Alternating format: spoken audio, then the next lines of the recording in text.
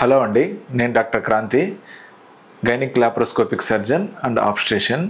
ఇవాళ నేను ఆడవారిలో ఉండే కామన్ నెలసరి సమస్యల గురించి డిస్కస్ చేస్తాను. అంటే బ్లీడింగ్ సమస్యల గురించి డిస్కస్ చేస్తాను. ఇది చాలా పెద్ద సబ్జెక్టు, కానీ సింపుల్గా మీకు అర్థమయ్యేటట్టు కన్సైజ్ మ్యానర్లో చెప్తాను. నెక్స్ట్ ఇండివిజువల్ టాపిక్స్ నేను ఎలాబరేట్ చేసి చెప్తాను. ఇప్పుడు ఆడవారికి నెలసరి అనేది ఎలా వస్తుంది?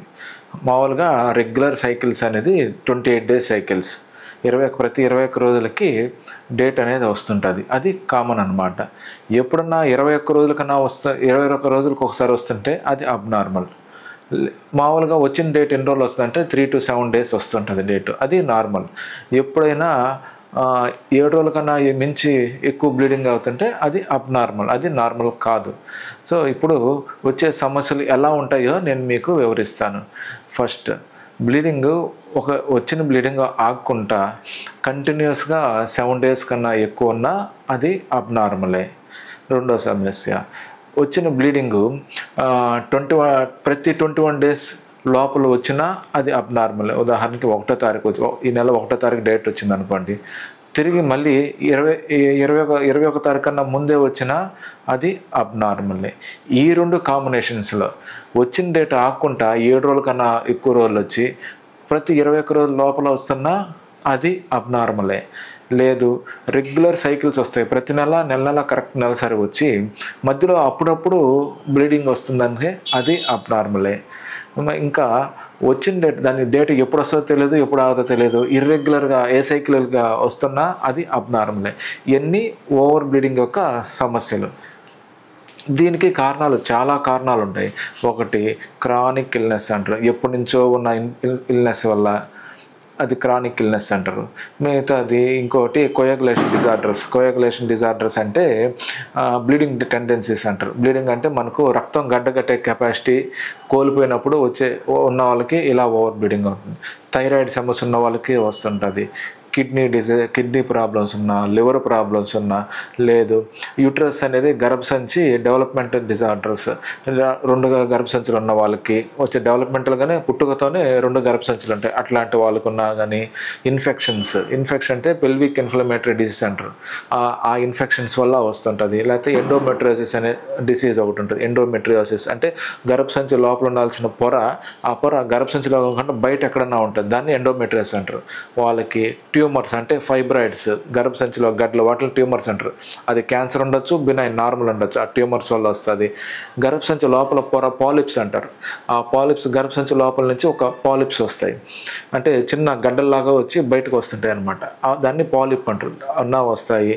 స్ట్రెస్ ఇండ్యూస్డ్ అంటే ఇప్పుడు కంపెనీస్కి వెళ్తుంటారు కొంతమంది ఆడవారు, ఇప్పుడు ఉదాహరణ సాఫ్ట్వేర్ ఎంప్లాయీస్ కావచ్చు, వాళ్ళకి స్ట్రెస్ ఎక్కువ ఉంటుంది, అట్లా స్ట్రెస్ ఇండ్యూస్డ్ వల్ల కూడా ఓవర్ బ్లీడింగ్ కావచ్చు. లాస్ట్కి క్యాన్సర్స్ ఉన్నా కానీ ఈ విధంగా ఇర్రెగ్యులర్గా బ్లీడింగ్ అవుతూ ఉంటుంది. సో ఇవన్నీ కొన్ని కారణాలు మాత్రమే. మీకు ఈ రెగ్యులర్గా వచ్చే కారణాలు మీకు ఇప్పుడు ఎక్స్ప్లెయిన్ చేశాను. ఇప్పుడు ఎవరిలో వస్తుంటుంది, ఉదాహరణకి ఒక 20 సంవత్సరాల లోపల ఆడవారికి ఏమైనా ఓవర్ బ్లీడింగ్, అది స్పాంటేనియస్గా తగ్గిపోతుంది, అంత ఓవర్గా మనం భయపడాల్సిన అవసరం ఉండదు. రీప్రొడక్టివ్ ఏజ్ గ్రూప్ అంటే రీప్రొడక్టివ్ 20 to 35 ఇయర్స్, అలాంటి వాళ్ళకి కొన్ని సమస్యలు ఉంటాయి. ఆర్గానిక్ కాజ్ అంటారు, థైరాయిడ్ డిజార్డర్స్ కానీ, లేకపోతే హార్మోనల్ వల్ల కానీ, ఇట్లాంటి వాటి లేకపోతే ఇన్ఫెక్షన్స్ వల్ల కానీ, అలాంటి వాళ్ళకి ఎక్కువ బ్లీడింగ్ అయ్యే సమస్యలు ఉండొచ్చు. గ్రేటర్ దాన్ 40 ఇయర్స్, 40 ఇయర్స్ ఎక్కువ ఉన్న వాళ్ళకి దాంట్లో స్ట్రక్చరల్ అబ్నార్మల్ అంటే గర్భసంచిలో ప్రాబ్లమ్స్ ఉన్నా, లేకపోతే ఫైబ్రాయిడ్స్ కానీ, లేకపోతే క్యాన్సర్స్ కానీ, అట్లాంటివి ఉన్న వాళ్ళకి బ్లీడింగ్ అయ్యే ఛాన్సులు ఉంటాయి. ఇప్పుడు ఇలా సమస్యలు వచ్చాయి, మనం ఏం చేయాలి? ఇలా సమస్య రాగానే కొంతమంది చాలా వరకు ఏమంటారంటే ఇంట్లో వాళ్ళు, సర్లే బ్లీడింగ్ అవుతుంది కదా, బాడీలో ఉన్న చెడు రక్తం అంతా వెళ్ళిపోతుంది, అది ఏం కాదులే, లేకపోతే అది వేడి ద్వారా వస్తుందిలే అని దాన్ని చాలా వరకు నెగ్లెక్ట్ చేస్తుంటారు. అంటే బాగా సివియర్ డిసీజ్ అయిపోయినప్పుడు మా దగ్గరకు వస్తుంటారు అనమాట. అలా కాకుండా ఏమైనా నేను చెప్పిన సమస్యలు ఏమైనా కానీ ఫస్టే ఒక గైనకాలజిస్ట్ దగ్గర పోయి కన్సల్ట్ చేయడం వల్ల వాళ్ళు టెస్టులు చేయడం కానీ, సింపుల్ టెస్ట్ అల్ట్రాసౌండ్ చేయడం, లేకపోతే బ్లడ్ టెస్ట్, హార్మోనల్ అనాలిసిస్ అన్నీ చేసి ఏం ప్రాబ్లం ఉందో కనుక్కుంటారు అనమాట. ఇంకా టెస్ట్లు ఏమంటే ఎండోమెట్రియల్ క్యూరేట్ అంటారు, గర్భసంచి లోపల పొర తీసి మళ్ళీ పైకి పంపిస్తాం. దాన్ని హార్మోన్ అనాలిసిస్కి పంపిస్తుంటాం.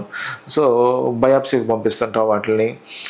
సో ఈ టెస్టులన్నీ చేసి పేషెంట్కి ఏం సమస్య ఉందో దాని తగ్గట్టు ట్రీట్మెంట్ ఇస్తే మీ సమస్య అనేది తొందరగా మనం పరిష్కరించేందుకే ఉంటుంది. కానీ మనం ఎప్పుడైనా కానీ ఈ సమస్యను మనం మొదలు పెట్టుకొని చేస్తామంటే మాత్రం చాలా పేషెంట్కి చాలా మార్బిలిటీ అంటే ఈ ప్రాబ్లమ్స్ అనేది ఎక్కువ వస్తుంటుంది. సో